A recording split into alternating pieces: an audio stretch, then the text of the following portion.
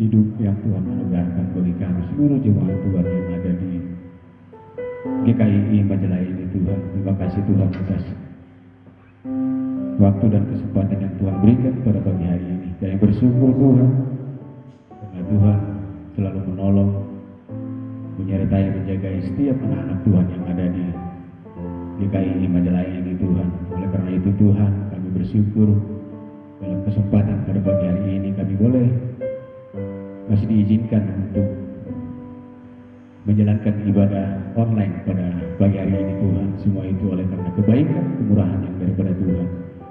Terima kasih untuk waktu dan kesempatan yang Tuhan berikan. Sebentar kami akan menaikkan lagu puji-pujian kami. Oleh karena itu Tuhan, kiranya Tuhan urapi anak-anak-Mu, urapi kami juga ya, mendengarkan pujian ini sehingga puji-pujian ini boleh menjadi saluran berkat bagi kami seluruh anak-anak Tuhan yang ada di GKI Majalaya ini. Terima kasih Tuhan, kami serahkan ibadah kami dari awal pertengahan hingga boleh berakhir hanya di dalam nama Tuhan Yesus Kristus. Haleluya, amin. Puji nama Tuhan. Bersyukur kita lanjutkan di warak kita pada pagi hari ini. Kita angkat satu pujian dengan nyanyian Ada Satu Sobatku. Kita nyanyikan pujian ini penuh dengan sukacita.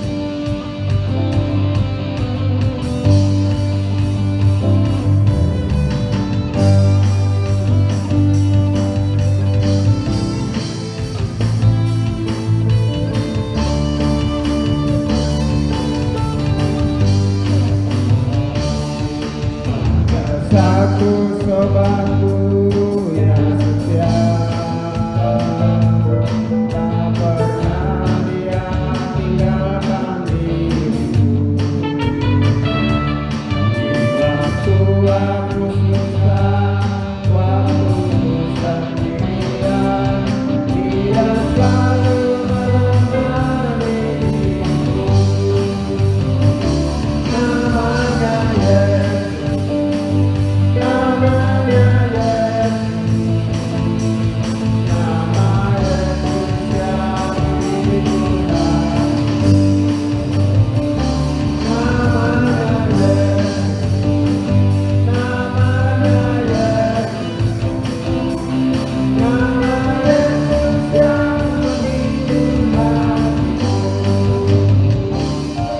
Waktu aku susah, waktu sendirian, dia selalu menemaniku.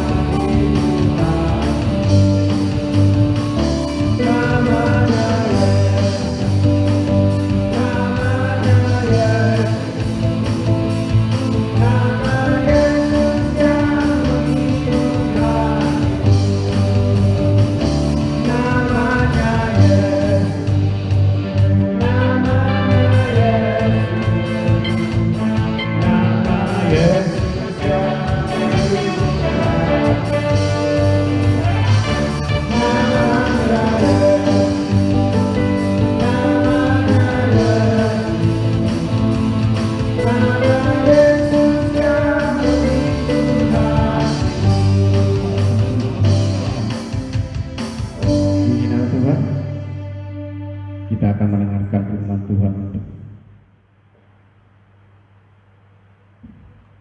menjadi bekal kita di sepanjang kehidupan kita ke depan. Oleh karena itu, kita akan terlebih dahulu menyanyikan satu lagu pujian, Firman-Mu kita bagikan.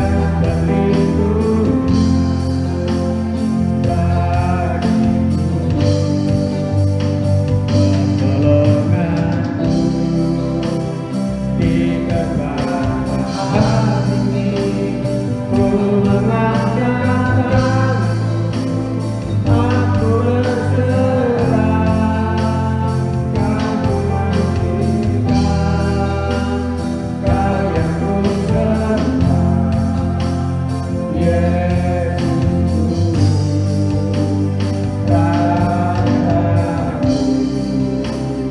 Dengan dayaku ku akan terbang tinggi di tempat rahayu, ku tak menyerah,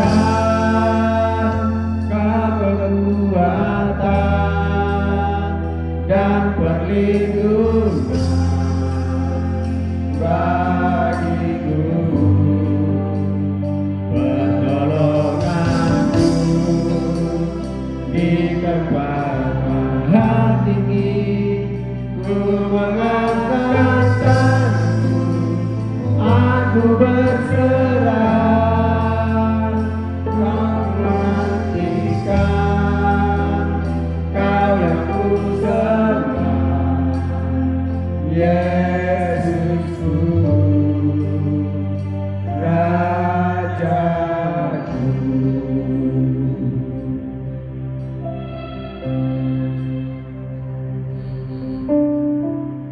Mari kita satu di dalam doa. Kepadamu ya Tuhan, kami mengangkat hati kami untuk mengagungkan, memuliakan nama-Mu, untuk setiap kebaikan dan kemurahan Tuhan, kesetiaan Tuhan yang masih berlaku atas kami sampai detik ini ya Tuhan. Engkau masih meneguhkan kami, Engkau masih menguatkan kami, sekalipun di sekeliling kami ada banyak ketidaknyamanan yang sedang kami hadapi, yang ada di bangsa kami. Tetapi kami bersyukur ya Tuhan, bahwa kami punya Allah di dalam Kristus Yesus yang setia memelihara kami. Ajar kami Tuhan untuk tekun menantikan setiap jawaban Tuhan dalam hidup kami. Kami mau membaca dan merenungkan firman-Mu. Kiranya Roh Kudus-Mu membantu menolong kami untuk menyatakan, mengungkapkan isi hati-Mu yang akan kami pelajari bersama-sama, agar kami boleh dikuatkan, diteguhkan di dalam mengiring Tuhan, untuk terus berharap kepadamu. Terpuji nama-Mu Tuhan, kami serahkan waktu sepenuhnya. Di dalam nama Yesus kami berdoa kepadamu. Amin.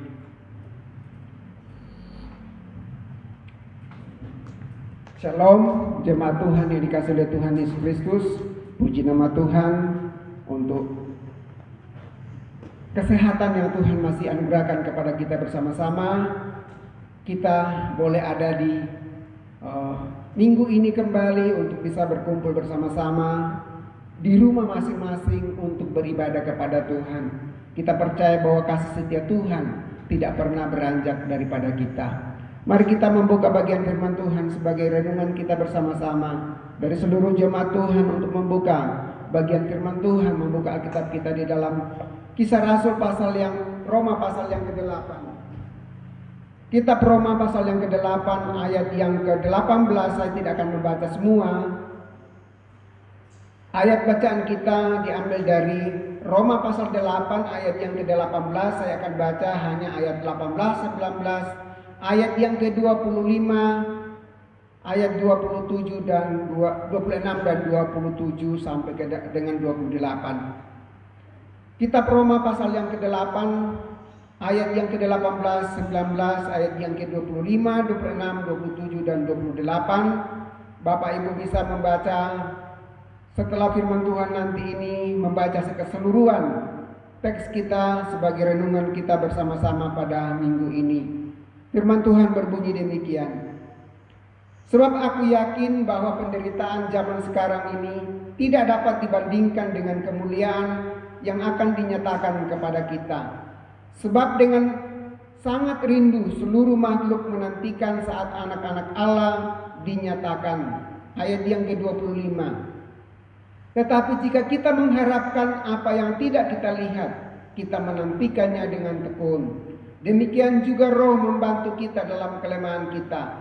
Sebab kita tidak tahu bagaimana sebenarnya harus berdoa, tetapi Roh sendiri berdoa untuk kita kepada Allah dengan keluhan-keluhan yang tidak terucapkan.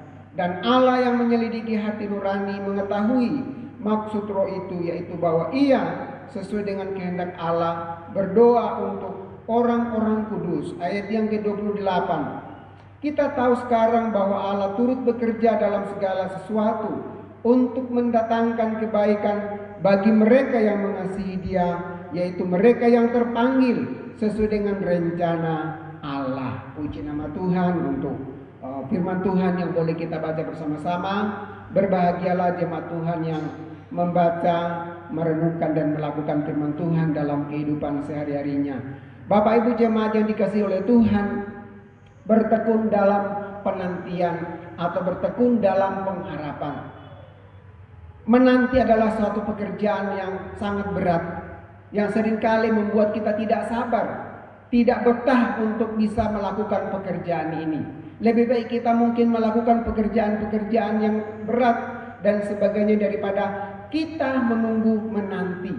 Apalagi menantikan sesuatu yang tidak pasti akan terjadi, yang tidak pasti akan kita dapatkan, atau pasti akan bertemu dengan orang yang kita sedang tunggu. Jadi menantikan adalah sebuah pekerjaan yang sangat berat dalam kehidupan kita.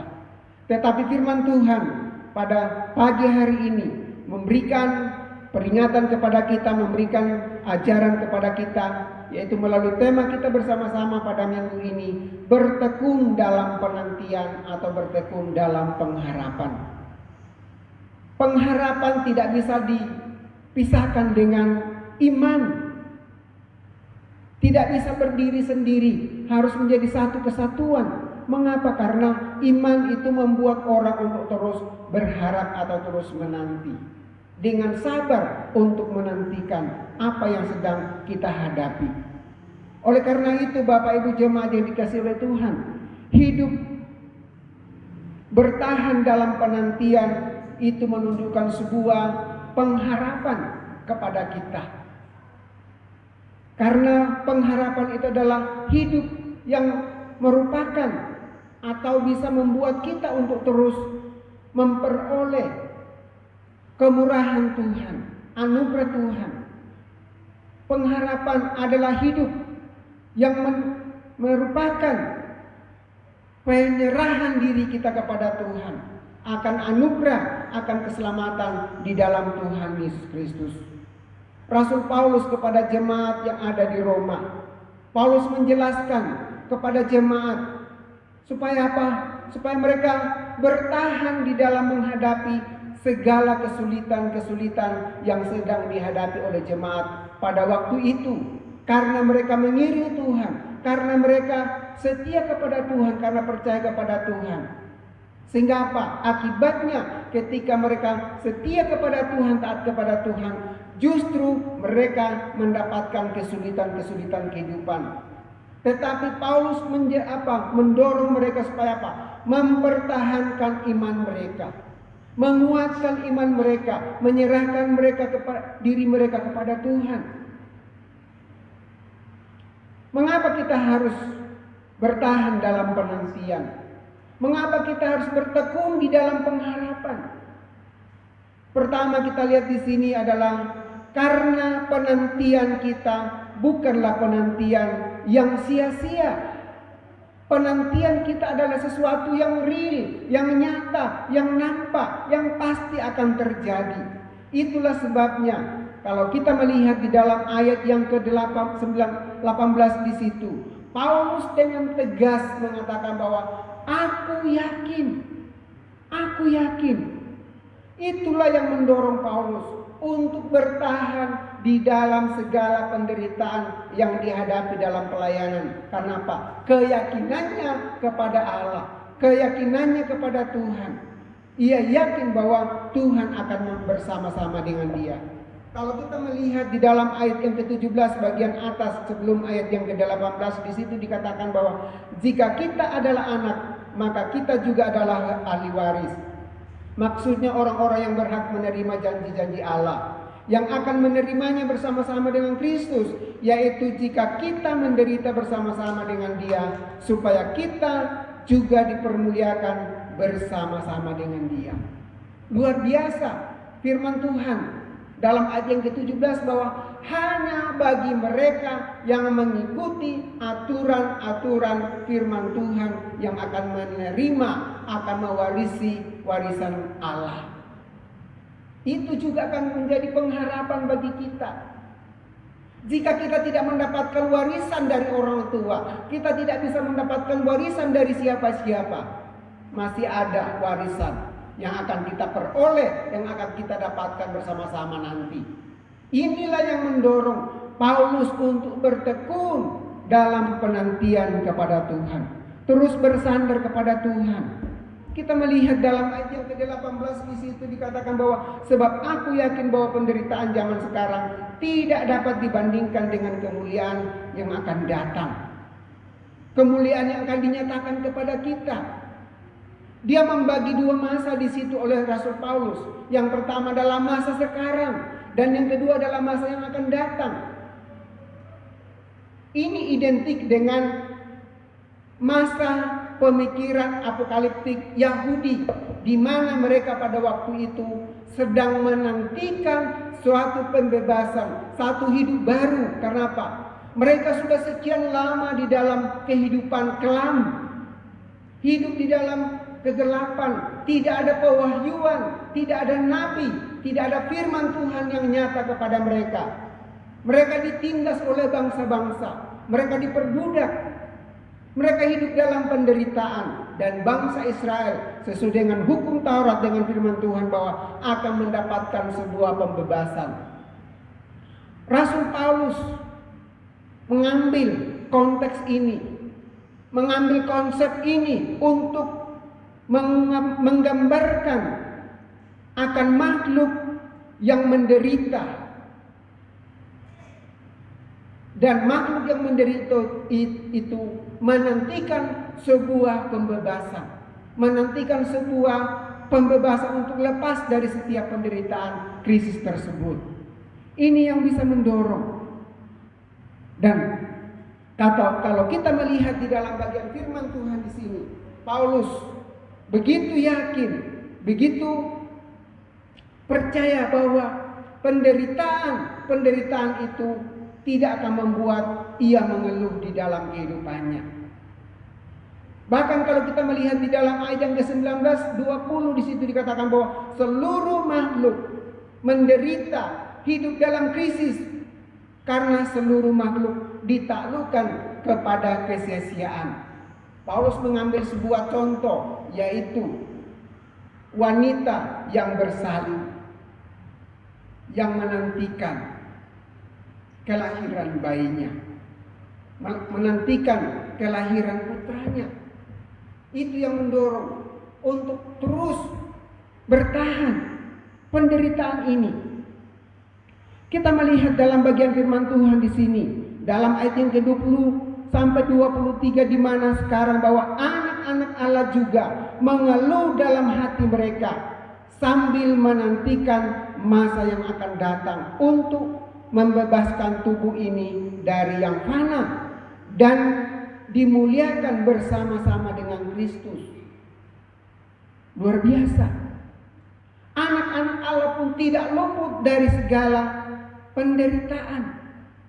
Tetapi dikatakan bahwa kita sekarang memang mengeluh, tetapi kita sedang menantikan sebuah pengharapan di mana kita akan dibebaskan dari tubuh yang fana, dari segala penderitaan kepada kemuliaan bersama-sama dengan Kristus. Saudara yang dikasihi oleh Tuhan, pada waktu kita hidup di dalam kebenaran firman Tuhan, itu artinya bahwa kita sedang menelanjangi nilai-nilai dunia. Nilai-nilai dunia itu apa saja?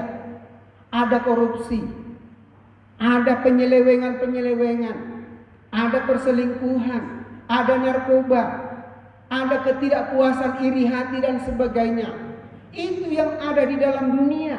Dan seringkali orang Kristen, orang percaya ikut-ikutan di sana. Kita sekarang dikatakan bahwa akan menyatakan kebenaran kepada dunia. Pada waktu kita melakukan firman Tuhan, setia dalam penderitaan, sesungguhnya dikatakan bahwa kita sedang menelanjangi nilai-nilai dunia. Karena apa? Ketika kita memang melakukan firman Tuhan, hidup dalam kebenaran, ganjaran atau apa yang akan kita hadapi bisa saja mungkin penolakan, bisa saja mungkin dimusuhi, dibenci, dan sebagainya.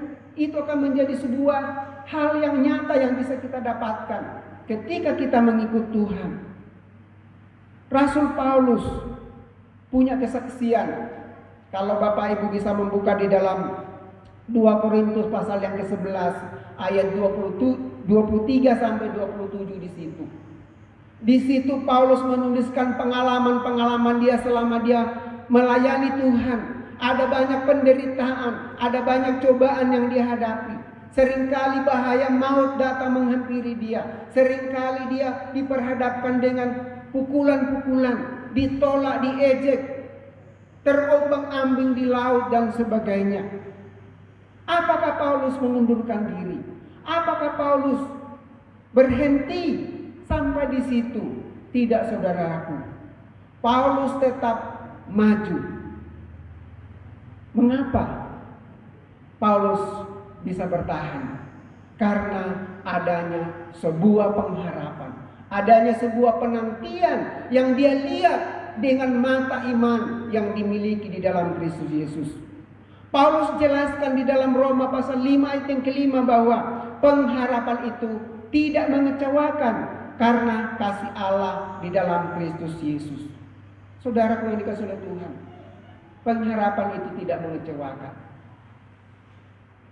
Kita memang harus menghadapi banyak pergumulan hidup, apalagi di tengah-tengah pandemi corona ini.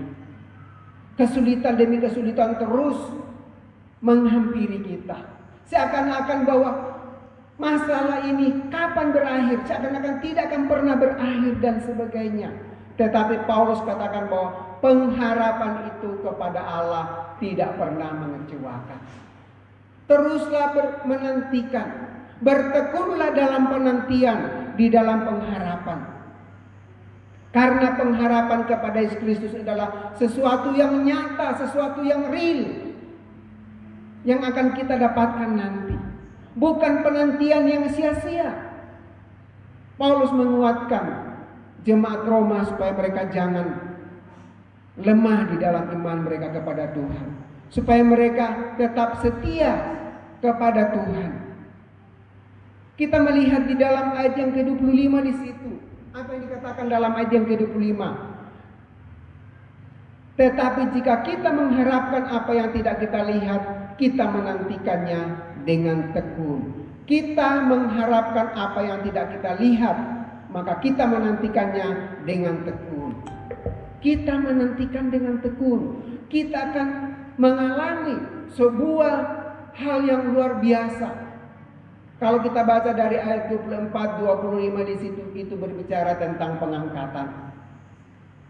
Pengangkatan. Artinya bahwa ada waktunya nanti kita akan diangkat. Kita akan dibebaskan dari segala keluhan-keluhan yang ada di dalam dunia ini. Dan kita akan meninggalkan semua itu dan kembali bersama-sama dengan Bapa yang di surga. Masuk dalam sebuah pengangkatan. Rasul Paulus mengambil sebuah ilustrasi, yaitu seorang ibu yang sakit bersalin. Bagaimana rasanya seorang ibu ketika ia mengandung 9 bulan. Terkadang dia harus muntah-muntah dalam mengandung bayinya. Tidur susah. Tidurnya terganggu. Miring ke samping salah, miring ke kanan salah. Tengkurap apalagi.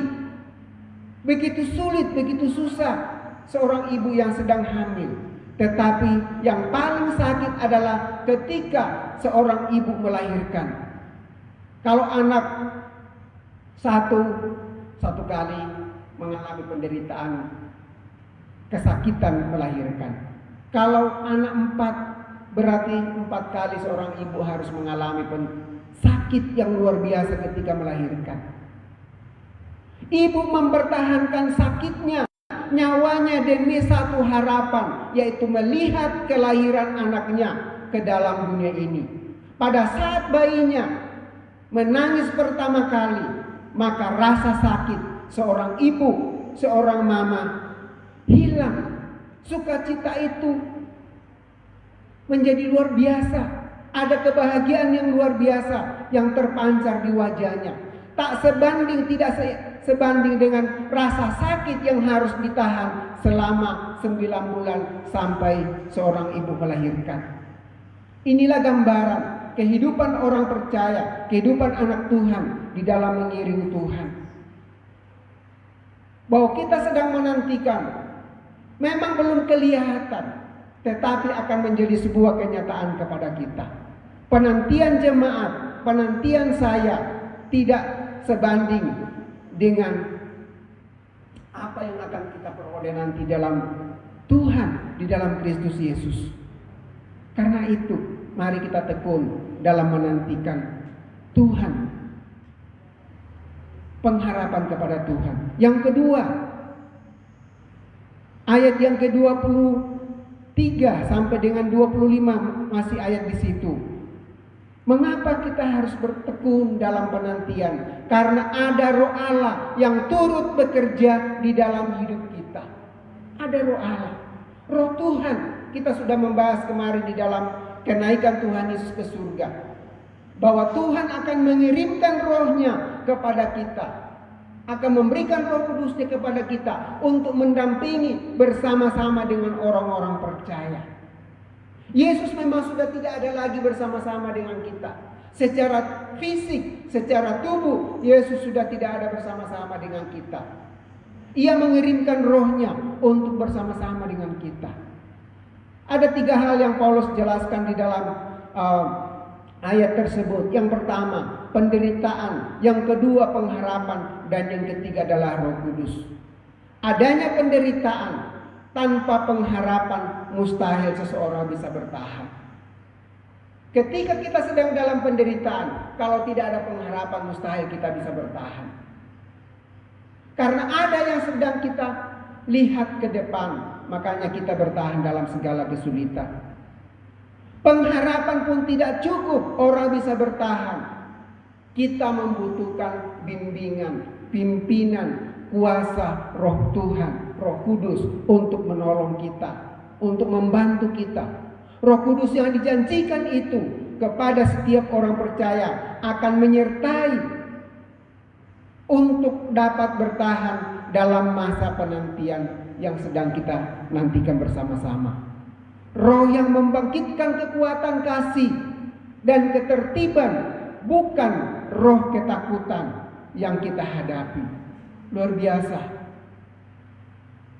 Bapak Ibu jemaat yang saya kasih dalam Tuhan, seberapa berat penderitaan yang sedang kita hadapi. Tidak seimbang, tidak sebanding dengan pengharapan yang akan Tuhan nyatakan kepada kita, yang akan diperlihatkan Allah kepada kita. Itu akan menjadi sebuah kenyataan. Itulah sebabnya Rasul Paulus dengan tegas mengatakan bahwa aku yakin. Apakah Bapak Ibu yakin bahwa virus corona ini akan segera berlalu, akan segera berhenti? Apakah Bapak Ibu yakin ketika Bapak Ibu kehilangan pekerjaan, masih yakin bahwa masih ada jalan yang Tuhan bukakan kepada kita? Ketika anak-anak kita sekian lama mereka ada di rumah tanpa bersekolah, mungkin mereka belajar lewat online oleh fasilitas yang sudah disampaikan oleh pemerintah, tetapi tidak cukup membuat anak kita apakah mereka benar-benar fokus di dalam belajar menuntut ilmu. Mungkin kita merasa bahwa mungkin ini sudah akhir segalanya. Tapi karena kita memiliki iman kepada Tuhan, memiliki sebuah keyakinan kepada Tuhan, punya pengharapan bahwa anak-anak kita, anak-anak saya, anak-anak Bapak Ibu akan kembali ke sekolah untuk melanjutkan pendidikan mereka. Itulah yang mendorong Bapak Ibu masih mau bekerja setiap hari, walaupun mungkin hasilnya tidak sesuai dengan yang kita harapkan. Keringat yang kita keluarkan, tenaga yang kita keluarkan, pikiran yang kita keluarkan, biaya yang kita keluarkan tidak seimbang dengan apa yang sedang kita dapatkan. Tetapi kita punya harapan bahwa masalah ini akan segera berlalu dari dunia ini. Roh yang tahu setiap pergumulan anak-anaknya dan Ia menolong. Ia akan membantu kita dalam segala kelemahan, membawa kita untuk mengerti apa yang menjadi kehendak Allah dalam kehidupan kita. Itu yang disampaikan di dalam ayat yang ke-26. Dikatakan di sini, demikian juga Roh membantu kita dalam kelemahan kita, sebab kita tidak tahu bagaimana sebenarnya harus berdoa, tetapi Roh sendiri membantu kita kepada Allah dengan keluhan-keluhan yang tidak terucapkan. Bapak Ibu Saudara yang dikasihi oleh Tuhan, seringkali kita sudah kehabisan kata-kata. Seringkali kita sudah kehabisan apa yang akan kita sampaikan kepada Tuhan. Seakan-akan sudah habis. Tenaga kita sudah habis. Meminta ini sudah, tetapi tidak ada di depan kita, terjadi di depan kita. Tetapi firman Tuhan katakan bahwa Roh sendiri yang akan membantu kita untuk menyampaikan keluhan-keluhan kita kepada Allah. Ada Roh yang membantu kita, yang menghibur kita, yang menolong kita untuk menyampaikan isi hati kita kepada Tuhan. Bahkan doa-doa yang tidak bisa terucapkan dari mulut kita, dari hati kita, Roh yang akan menerjemahkannya kepada Tuhan. Puji nama Tuhan, luar biasa apa yang Tuhan sampaikan kepada kita. Yang terakhir, mengapa kita harus bertekun dalam penantian? Karena adanya kemuliaan yang menanti kita. Oh puji Tuhan, saudara-saudaraku, jemaat yang dikasihi oleh Tuhan. Ada kemuliaan yang menanti kepada kita.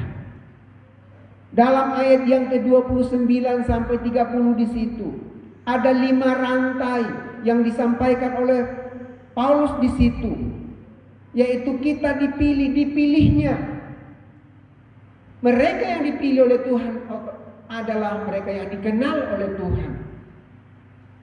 Bahkan dikatakan bahwa sebelum kita melakukan apa-apa, Ia sudah memilih kita. Yang kedua, ditentukannya untuk apa? Untuk menjadi gambaran anaknya. Maka apa yang kita alami, Tuhan Yesus juga alami. Ketika kita sakit, Yesus juga merasakan. Ketika kita kekurangan, Yesus juga merasakan. Ketika kita diolok, Yesus juga merasakan. Ketika kita bersaksi dan orang lain mengejek kita, Yesus juga merasakan. Tetapi Tuhan katakan bahwa ditentukannya, kita juga akan merasakannya. Yang berikutnya, dipanggilnya, dibenarkannya, dan dimuliakan. Inilah semua yang terjadi sekaligus dalam kehidupan orang percaya.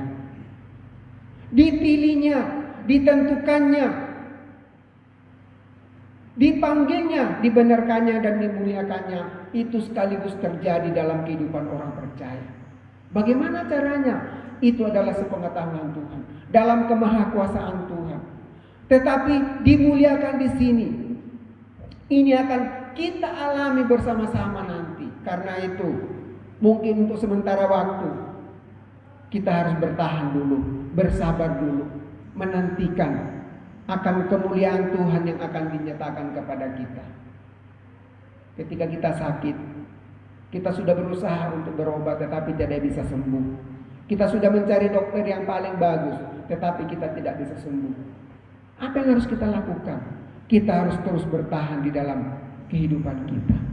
Jemaat yang dikasihi oleh Tuhan, ketika kita tidak merasa bahwa Allah tidak peduli dan setia memelihara kita, pandangan itu salah. Sebab yang benar adalah bahwa Allah selalu menjaga kita dengan cara yang tidak bisa kita pikirkan. Karena itu jemaat yang dikasihi oleh Tuhan, bertekunlah dalam penantian. Mari kita tundukkan kepala bersama-sama.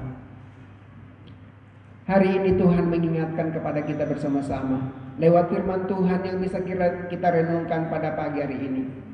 Tuhan katakan bahwa bertekunlah dalam penantian, bertekunlah dalam pengharapan. Karena apa yang sedang Bapak Ibu alami hari ini, mungkin orang lain tidak peduli dengan kita, mungkin saudara tidak peduli dengan kita, mungkin tetangga tidak peduli dengan kita, mungkin orang terdekat pun tidak peduli dengan kita. Tuhan katakan bahwa memang kita akan menghadapi masa-masa sulit itu, seperti yang sudah disampaikan oleh firman Tuhan kepada kita. Masa sekarang semua makhluk mengalami keluh kesah, menderita, tetapi ada masa di mana setiap makhluk akan melewati semua itu. Dan ini adalah sebuah pengharapan. Dan pengharapan itulah yang mendorong kita tetap bertahan sampai hari ini. Bapak Ibu jemaat yang dikasihi oleh Tuhan, apapun yang menjadi pergumulanmu hari ini, kesulitan yang engkau hadapi hari ini, engkau bawa hatimu kepada Tuhan. Angkat hatimu kepada Tuhan, angkat tanganmu kepada Tuhan, dan berkata bahwa Tuhan, aku akan tetap menantikan, aku akan tetap bertekun dalam penantian. Penderitaan yang aku alami hari ini, kesusahan yang aku alami hari ini, kesulitan yang aku hadapi hari ini, sakit penyakit yang aku hadapi hari ini, tidak sebanding dengan kemuliaan yang akan Tuhan nyatakan kelak ketika Dia datang kedua kali membawa kita ke tempatnya. Di sanalah kita akan mengalami sukacita, kebahagiaan yang tidak pernah kita rasakan selama kita hidup di dunia ini. Puji nama Tuhan. Bapa di surga, terima kasih untuk firman-Mu yang boleh kami renungkan bersama-sama. Meteraikanlah di hati kami masing-masing ya Tuhan. Hamba tidak bisa melihat dan mengetahui setiap pergumulan anak-anak-Mu di rumah, pergumulan yang sedang mereka hadapi. Hambanya mohon di dalam nama Yesus, biarlah mereka terus berharap kepada-Mu, terus setia memandang kepada-Mu, menantikan Engkau. Karena ada saatnya kami akan melewati semua itu. Terima kasih untuk firman-Mu yang boleh menguatkan kami, bahwa pengharapan kami tidak sia-sia. Pengharapan kami adalah yang nyata. Pengharapan kami adalah real dan akan menjadi kenyataan apabila kami tekun sampai pada akhirnya. Terima kasih Bapa, dalam nama Yesus kami bersyukur untuk firman-Mu ini. Haleluya, amin.